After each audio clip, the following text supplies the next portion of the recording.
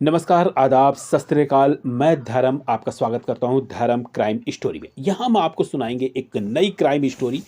तो यह crime story जो है आपकी शामली की है। शामली में जो है एक परिवार रहता था और यह एक मुस्लिम परिवार था। परिवार के जो मेन गार्जियन थे, जो मेन सदस्य थे, आप कह सकते हैं तो फारूक थे। फारूक एक गरीब घर का लड़का था जो शादियों या होटलों में रोटी बनाने का काम करता था। ठीक है, 18 साल पहले फारूक की जो है शादी होती है। पड़ोस की गाँव की लड़की से उसकी शादी हो जाती है। ताहिरा नाम होता है उसका। ठीक है, शादी के बाद सब कुछ ठीक चलता है। फिर दोनों के 5 बच्चे होते हैं, 3 बेटियां होती हैं जिनमें से, और 2 बेटे। और अब बड़ी बेटी की उम्र इस वक्त 14 साल की है।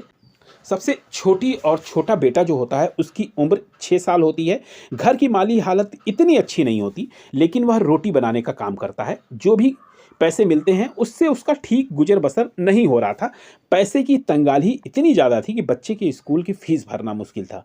तो कुछ वक्त के सारे बच्चे स्कूल भी नहीं जा पा रहे थे। जो बड़ी बेटियां जाती थीं या 2 बेटे जाते थे, कुल 5 बच्चों में 3 बेटी और 2 बेटे थे, फारूक और ताहिरा के।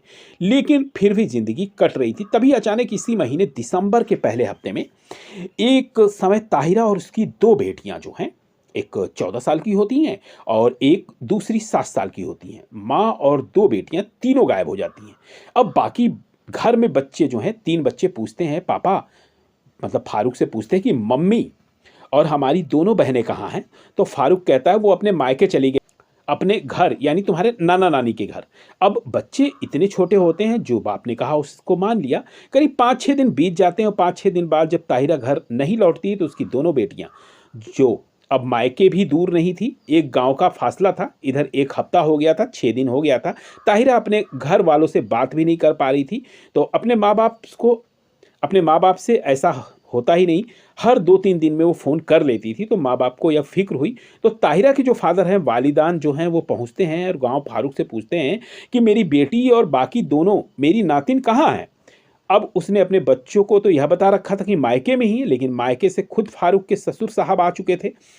तो उनसे अब क्या बोले। तो उसने बताया कि एक दिन ताहिरा जो है, उसने मुझसे बहुत ज़्यादा झगड़ा किया और उनकी दोनों बेटियां भी मुझसे झगड़ा की और दोनों बेटियां और माँ जो है तीनों निकल गई, कहीं घर छोड़ के चली गई हैं। यह बात यकीन करने वाली लायक नहीं थी, लेकिन ताहिरा के फादर थे, इसलिए उन्हें मालूम था कि उनकी बेटी कभी ऐसा नहीं कर सकती। बिना बताए हुए अगर गुस्से में कहीं जाएगी भी तो कहाँ जाएगी, वो आखिर अपने मायके तो आती, यानी हमारे घर तो आती ही आती। तो उन्होंने अपने लेवल पे पता करना शुरू हुआ तो उन्हें शक हुआ फारूक के ऊपर। फिर वह गांव के प्रधान के पास गए और उन्होंने कहा कि मेरी बेटी और 2 मेरी नातिन पिछले 6 दिनों से गायब हैं और इस दौरान में बाकी के जो 3 बच्चे हैं उनसे भी बात करने का मौका मिला है। तो बच्चों ने यही बताया कि नाना, पापा ने तो यह कहा कि वो नानी के यहाँ गई हैं। अब जो है वो कह रहे हैं कि कहीं भाग गई है। तो इस तरह से 2 तरह की बातें सुनकर ताहिरा के फादर को शक हुआ। उन्होंने गांव के प्रधान जो हैं उनसे जाकर अपनी सारी समस्या बताई। प्रधान को भी लगा कि यार कुछ तो गड़बड़ है ना। तो उन्होंने प्रधान ने कहा चलो मेरे साथ पुलिस स्टेशन चलो। वहाँ दोनों पुलिस स्टेशन जाते हैं। प्रधान की मौजूदगी में ताहिरा के फादर कंप्लेंट लिखवाते हैं। उनकी बेटी जो 14 बरस और 6 बरस की नातिन गायब है 1 हफ्ते से। उन्हें शक है कहीं उसके शौहर ने उनके साथ कुछ उल्टा पुल्टा ना कर दिया हो, मतलब कहीं मार के कहीं कुछ कर ना दिया हो। तो पुलिस रिपोर्ट लिखती है। रिपोर्ट लिखने के बाद अब फारूक से पूछताछ करने का फैसला करती है। फारूक को थाने बुलाया जाता है। फारूक अपनी वही पुरानी कहानी सुनाता है कि उससे झगड़ा हुआ था, मुझसे कुछ पैसे मांग रही थी, मैंने दिया नहीं। गुस्से में वो उठी और अपनी दोनों बेटियों को लेकर निकल गई, लेकिन बच्चों से झूठ बोला। पुलिस ने क्रॉस चेक किया। फिर आखिरकार पुलिस ने अपने तरीके से फारूक से पूछताछ शुरू कर दी, क्योंकि जान रही थी पुलिस की ये सीधी तरह से ये अपने जो राज है वह उगलना नहीं चालू करेगा। तो जब पूछताछ शुरू की तो फारूक ने पुलिस वाले से कहा कि चलो मेरे साथ, और उसके साथ पुलिस को लेकर वह घर पे ही पहुंच गया। जब वो घर पहुंचता है तो वहाँ जाकर घर के अंदर इशारा करता है एक सेप्टिक टैंक की तरफ उंगली करके कि मैंने अपनी बीबी और दोनों बच्चियों को मार के इसी घर के अंदर इसी जगह दफना दी। और जब उसने पुलिस को अपने घर में बुलाया और जब पुलिस के अफसर वहाँ पहुँचे, मजदूरों को बुलाया जाता है, खुदाई का काम चालू होता है। तो पुलिस को एक चश्मदीद गवाह पे कह रहा है कि मैंने यहाँ मार के दफनाया है, 6 दिन हो गए हैं, 3 लोग गायब हैं। ठीक है, अब पुलिस को लग रहा था कि 5 फीट तक गहरा गड्ढा खुद चुका है, कुछ मिला ही नहीं। अगर गवाह झूठ बोला है या गवाह की नहीं है तो फिर आगे क्या करेंगे। उधर ताहिरा के घर वाले भी उस भीड़ में शामिल थे जहाँ खुदाई हो रही थी और उनका दिल धक धक कर रहा था कि बस यह झूठ निकले, इस गड्ढे से कोई लाश ना निकले। इसी कसमकस और उधेड़बुन के बीच अगले करीब आधे घंटे तक खुदाई का काम चलता है। करीब आधे घंटे बाद जब करीब 7 या 8 फीट गहरा गड्ढा खुल चुका है, तब अचानक बदबू आनी शुरू होती है। लोगों ने अपने नाक हाथ पे रखे, फिर गहराई में खोदने के बाद एक एक करके 3 लाशें घर के अंदर ही से बाहर आती हैं। फारूक ने पुलिस से सच कहा था कि ये 3 लाशें उसने ही, जो उसमें एक ताहिरा की थी, कपड़ों से उसकी शिनाख्त की जाती है, उसकी बेटियों की शिनाख्त की जाती है, क्योंकि हालत ऐसी थी कि 2 लाशें छोटी बच्चियों की थी, जिनमें एक 14 साल की थी और एक दूसरी 7 साल की। तीनों लाशों के कपड़े से शिनाख्त हो चुकी थी। फारूक की गवाही पर घर के अंदर या खुदाई हुई, वहीं से लाश मिली। इसका मतलब था 3 कत्ल फारूक ने ही किए थे। पुलिस फारूक को गिरफ्तार कर लेती है। बाद में वह उससे डिटेल में कहानी पूछती है, तो वह बताता है कि कहानी किसी इंसान के कत्ल की वजह बन जाए, यही चीज़ कौन सी है। तो वह पुलिस जो है उससे डिटेल में पूछती है कि आखिर क्या कारण था कि तुमने इसे मारा और इतनी बेदर्द तरीके से तुमने तीनों को क्यों मारा। तो उसने जो कुछ सुनाया उसे आइए सुनते हैं। तो उसने बताया कि साहब, मेरी शादी 18 साल पहले हुई थी। मैं अपनी पत्नी को काफ़ी पर्दे में रखता था, नकाब और बुर्के में, कभी उससे बाहर नहीं निकली थी। लेकिन विगत 1-2 महीने से काफ़ी झगड़ा हमसे कर रही थी और 1 महीने पहले वह हम बुर्का और नकाब निकाल के फेंक दिया। उसने कहा कि अब मैं ओपन रहूँगी, हम भी काम करेंगे और हमारे बच्चों को दिक्कत हो रही है। फिर वो अपने आप चली गई पब्लिक ट्रांसपोर्ट से अपने मायके मुजफ्फरनगर में। इस बात से मैं काफ़ी नाराज़ था। ये जो उसने पर्दा हटाया है, नकाब बुर्का हटाया, इससे हमारी बड़ी बेइज्जती अपमान हुआ। ये खुले में गई, यहाँ से पब्लिक ट्रांसपोर्ट में, मैंने कभी ऐसा नहीं होने दिया था। तो इसी से वो काफ़ी नाराज़ होता था। तो उसने कहा कि 18 साल पहले फारूक की शादी ताहिरा से हुई थी। ठीक है, अब वो सारे के सारे मुस्लिम फैमिली थे। ठीक है, अब जो है 5 बच्चे हो गए, इसके बाद भी वो विरोध कर रहा था और पति पत्नी साथ रहे, सब कुछ ठीक था। लेकिन जब बच्चे बड़े हो रहे थे, बच्चों का स्कूल भी हट गया था, पैसे कम थे, अकेला कमाने वाला। तो उसकी पत्नी ने सोचा कि हम भी कुछ पढ़ी लिखी हैं, तो हम भी कुछ काम करेंगे तो और जो है माली हालत सुधर जाएगी। ठीक है, और कम से कम बच्चों की परवरिश तो ठीक से हो जाएगी। तो वही जो है अपने जो है पति से इसने कहा और उसने दहलीज पार की और घर का कोई काम करे, नौकरी करे। तो इस पे जो है उन दोनों की अक्सर बहस होती थी। तो नवंबर के महीने में, नवंबर का पहला हफ्ता, एक रोज़ दोनों में बहस हुई और घर की माली हालत को लेकर ताहिरा ने कहा कि अपने शौहर से कि मुझे आप नौकरी करने दो, उससे पैसे आएंगे, बच्चों का कैरियर भी अच्छा बनेगा, हमको अब अच्छी और बेहतर ज़िंदगी देंगे। इसी बात में मियाँ बीवी उस दिन बहुत ज़बरदस्त झगड़ा हुआ। झगड़ा इतना बढ़ा कि ताहिरा को गुस्सा आ गया। ताहिरा ने अपने घर से मायके के लिए निकल गई। गुस्से में मायके तक जाना उसका ठीक था, लेकिन जो चीज़ बुरी लगी फारूक को, उसका वह कि घर के बाहर वह पहली बार बिना नकाब के, बुर्के के, और गुस्से में वो चली गई। गुस्से में उसका जाना फारूक को इतना बुरा लगा कि उसे लगा कि बीबी बिना बुर्के के घर से बाहर निकल गई। मोहल्ले के लोग, खानदान के लोग उसके सामने नाक कटा दी, बिना पर्दे में कैसे बाहर जा सकती है। अब ताहिरा घर छोड़ कर जा चुकी थी। घर से निकली तो उसने एक सरकारी जो बस होती है यूपी रोडवेज, उसको पकड़ी और उसके बाद जो है वह अपने मायके पहुंची। वहां जाकर उसने फारूक जो है उसके पिता, उससे सब, और अपने मायके पहुंच गई। और ये बेइज्जती जो है उसको काफ़ी खल रही थी खानदान में। उसको लगा कि उसकी नाक कट गई है। और इधर 1 महीना ताहिरे को मायके में जो है बीत जाता है वहाँ रहते हुए। पूरे 1 महीने के बाद ताहिरा अपने मायके में ही रही। इधर 1 महीने तक फारूक यह सोचता रहा कि वह बेइज्जती का बदला कैसे ले, जो बेइज्जती उसने बुर्का ना पहनकर लोगों के सामने की है। तो आखिरकार उसने फैसला लिया कि वो नौकरी करेगी, क्या पता कैसे लौटे ना लौटे, और वह बिना हिजाब या नकाब बुर्के के रहेगी तो आइंदा शायद ना पहने। तो उसे कैसे रोके। तो उसने खतरनाक फैसला लिया। उसने कहा कि ताहिरा को मार देते हैं, ताकि आने वाले वक्त में कभी उसको ऐसी बेइज्जती ना सहनी पड़े और लोग कहें कि तुम्हारी बीवी तो बिना पर्दे, बिना नकाब के घूम रही थी।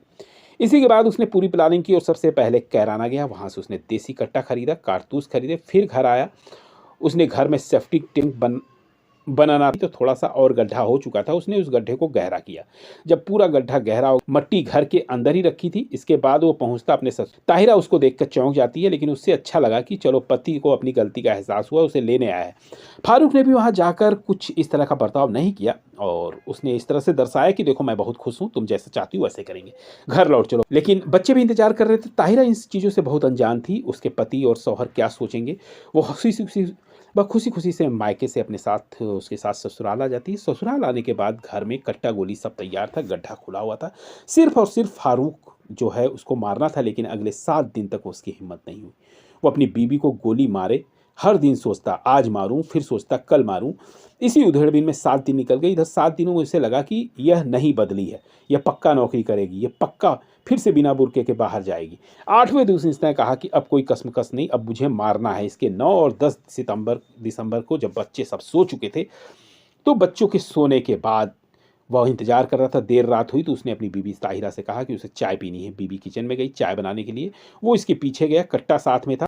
पीछे से सर में बीबी को गोली मार दी। गोली लगते ही पहली ही गोली घातक थी। ताहिरा फर्श पे गिर पड़ी, लेकिन फारूक को अंदाजा नहीं था कि देसी कट्टे में गोली चलाने पे आवाज़ बहुत तेज आएगी। बीबी की लाश जमीन पर खून से लथपथ पड़ी थी, लेकिन गोली की आवाज़ रूम में सो रहे उसके बच्चों में से सबसे बड़ी बेटी के कान में पहुंच जाती है। बड़ी बेटी को लिखा कि क्या हुआ। नींद में उठी, बाहर आई, देखा किचन में उसकी माँ जमीन पर खून से लथपथ पड़ी है, उसके पापा के हाथ में बंदूक है। अब इसी दौरान फारूक की नज़र बड़ी बेटी पे गई। उसे लगा कि बेटी ने तो देख लिया, अब तो यह सबको बता देगी उसकी मम्मी को मैंने मारा है। मतलब बदले में पागल हुआ फारूक। आगे नहीं सोचा, कुछ पीछे नहीं सोचा, और उसने अपनी बेटी को भी गोली मार दी। और वह अपनी बेटी के करीब जाता है और उसी देसी कट्टा से दूसरी गोली उसके सर पे मार देता है। बड़ी बेटी भी वहीं गिर जाती है। इत्तेफाक से जब दूसरी गोली चलती है तो कमरे में सोए बच्चों में से उस गोली की आवाज़ पहुंची, और उसके बाद जो उसकी सबसे छोटी बेटी होती है, उसकी उम्र 6 साल होती है, वो गोली की आवाज़ की शोर से उसकी नींद खुल जाती है। जब नींद खुलती है उसने देखा कमरे में मम्मी नहीं है, बड़ी बहन भी नहीं है। वो बाहर निकलती, जैसे ही बाहर आती है वो किचन के पास देती है, उसकी बड़ी दीदी बहन खर्च पे पड़ी है और सर से खून बह रहा है। सामने माँ पड़ी है, खून बह रहा है, उसके पापा हाथ में बंदूक लिए खड़े हैं। अब फारूक को लगा कि ये तो विटनेस हो गई है, 6 साल की बच्ची बोलती है, समझदार है, सब कुछ है, बता देगी ये 2 कत्ल मैंने किए हैं। उसे लगता है कि नहीं, गवाह नहीं छोड़ना चाहिए, और 6 साल की अपनी छोटी सी बच्ची को उसने सर पे गोली मार दी। तीसरी गोली भी बच्ची के सर में लगती है और वो वहाँ पे गिर जाती है, और सामने वहाँ 3 लाशें पड़ी होती हैं, उसकी बीबी की, उसकी बड़ी बेटी की और उसकी सबसे छोटी बेटी की। इत्तेफाक से इन तीनों गोलियों की आवाज़ बाकी उन सभी बच्चों को सो रहे कि कानों में नहीं पहुंची थी। अगर पहुंच गई होती तो वो भी मारे जाते, क्योंकि उनका नसीब अच्छा था जो वो तीनों जो है नहीं जगे। अगर वो जग जाते तो उनके भी मौत इसी तरह से लिखी होती, जो उसका निर्दयी बाप जो अपनी 2 बच्चियों को मार चुका था। तीनों बच्चे इसीलिए बच गए क्योंकि उनके कानों में गोली की आवाज़ नहीं पहुंची थी। वो कमरे से बाहर नहीं आए। बाप की इस करतूत को देखा नहीं। इसके बाद फारूक जो है कमरे में यह देखने के लिए जाता है बच्चे जागे हैं कि नहीं, कोई बच्चे देखा तो नहीं, छुप के तो नहीं। वह अंदर जाके चेक करता है, देखना है तीनों बच्चे बेखबर सो रहे हैं। उसे यकीन हो जाता है। फिर वह गड्ढा तैयार करके कब्र में एक एक करके बेटी और बीबी तीनों को उस गड्ढे में डालता है और मट्टी से बराबर उस गड्ढे को भरता है, और एक तरह से घर के अंदर ही कब्र में अपनी बेटियों को और दोनों बच्चों को दफना देता है। फिर आराम से आकर कमरे में सो जाता है। सुबह हुई, बाकी तीनों बच्चे उठे, उसने देखा माँ नहीं है, उसने देखा दोनों बहनें नहीं है। पापा ने पूछा तो नाना नानी के यहाँ गए हैं, और इस तरह से उसने पूरा का पूरा झूठ का प्रोपेगेंडा रचा था। और इस तरह 6 दिन हो जाते हैं, और 6 दिन बाद जो है जब पुलिस आती है और इस तरह से जो उसका खुलासा होता है, तो जो पता चलता है कि उसका बाप जो है कितना निर्दयी है, जिसने उसकी माँ को मार दिया, उसकी बड़ी बहनों को मार दिया। और इस तरह के घृण मानसिकता वाले, इस तरह के तुच्छ मानसिकता वाले व्यक्तियों को सीधे और सीधे फांसी होनी चाहिए। ऐसे व्यक्तियों का तो कोई इलाज नहीं है। ये क्या सोच है, आप उस औरत को मार देते हो जिसके साथ आप पूरी ज़िंदगी रहे, जिसने अपना सर्वस्व अर्पण कर दिया, वो जिसे आपने पैदा किया, जिन बच्चों को, उन बच्चों को आप गोली कैसे मार सकते थे? हैं? उन बच्चों के पिता थे आप, उन बच्चों की हिफाजत करना आपका फर्ज था, उन बच्चियों को क्यों मारा? मतलब इतना खून सवार हो जाता है कि कुछ भी अपना पराया नहीं दिखता है। बाकी 3 बच्चे वो क्या कहेंगे कि उनकी माँ को उनके पिता ने मार दिया, उनका भी भविष्य तुमने बर्बाद कर दिया।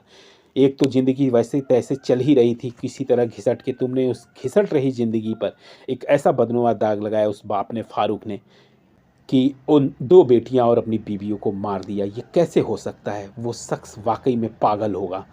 ये कहानी जो हमने सुनाई है शामली की थी, बड़ी दर्दनाक कहानी है। इसलिए हम चाहेंगे कि आप इन सब हरकतों से सतर्क रहें, सुरक्षित रहें।